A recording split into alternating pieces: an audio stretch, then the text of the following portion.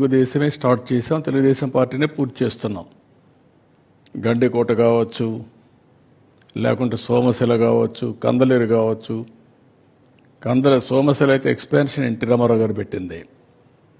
ఇలాంటి అనేక projects, lift ఇరిగేషన్లు కానీ ప్రాజెక్ట్స్ కానీ ఇవన్నీ ఆ రోజు చేశాం.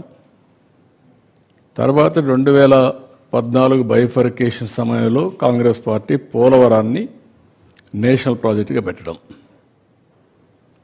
అప్పుడు నేను కూడా ఆలోచించిన తర్వాత ఆ రోజు కూడా మీరు చూస్తే మేజర్ డెసిషన్ తీసుకొచ్చాం.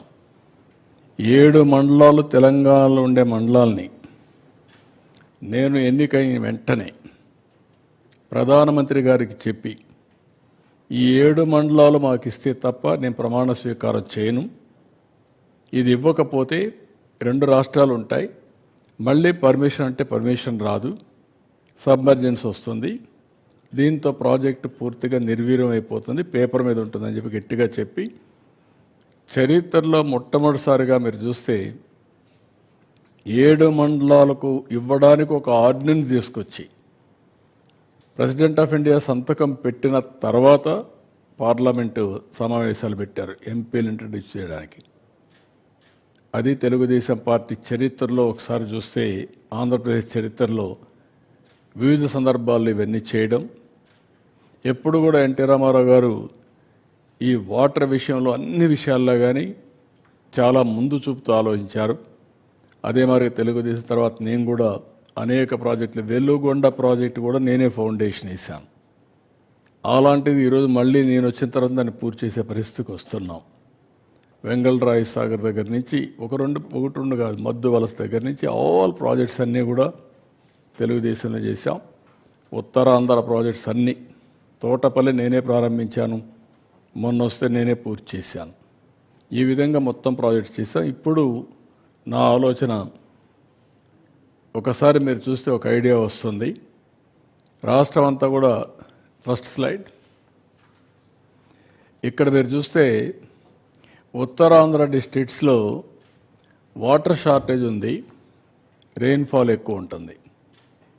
దానికి కారణం ఇరిగేషన్ ఇన్ఫ్రాస్ట్రక్చర్ తక్కువ ఉండడం. అక్కడ గడ్డల మధ్యలో కూడా చెక్ డ్యాములు కట్టగలిగితే నీళ్ళు వచ్చే పరిస్థితి వస్తుంది. గ్రౌండ్ వాటర్ టేబుల్ కూడా పైనే ఉంటుంది, అయినా కూడా చాలా వరకు నీటి సమస్యలు ఉన్నాయి. రాయలసీమ డిస్ట్రిక్ట్స్ కానీ, ప్రకాశం, నెల్లూరు డిస్ట్రిక్ట్స్ ఇవన్నీ కూడా ఫ్రీక్వెంట్గా డ్రౌట్స్ రావడం, దీనివల్ల అగ్రికల్చర్ పూర్తిగా దెబ్బతింటా ఉంది.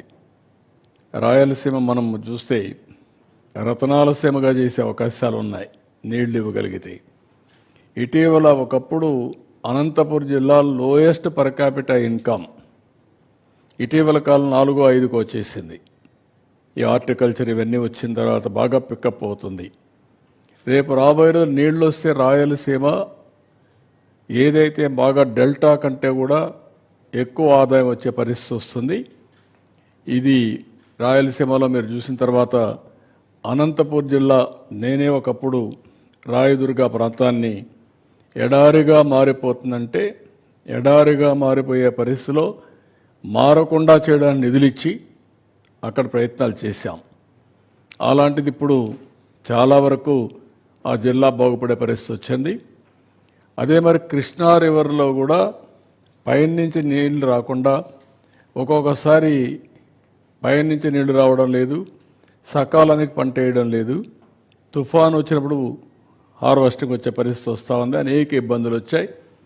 పట్టసీమ వచ్చిన తర్వాత అర్లీ క్రాప్ వేసి రైట్ టైంలో పంట తీసుకునే పరిస్థితికి వచ్చాం. నేను కిందను కూడా మీకు ఎక్స్ప్లెయిన్ చేస్తాను.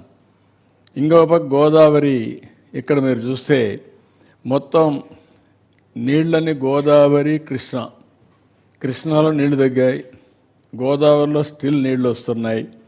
నేను ఇక్కడ కూడా చూస్తే 2989 టీఎంసీ నీళ్లు ఫ్లడ్ వాటర్ సముద్రంలోకి పోతూ ఉంది. ఇవన్నీ చూసి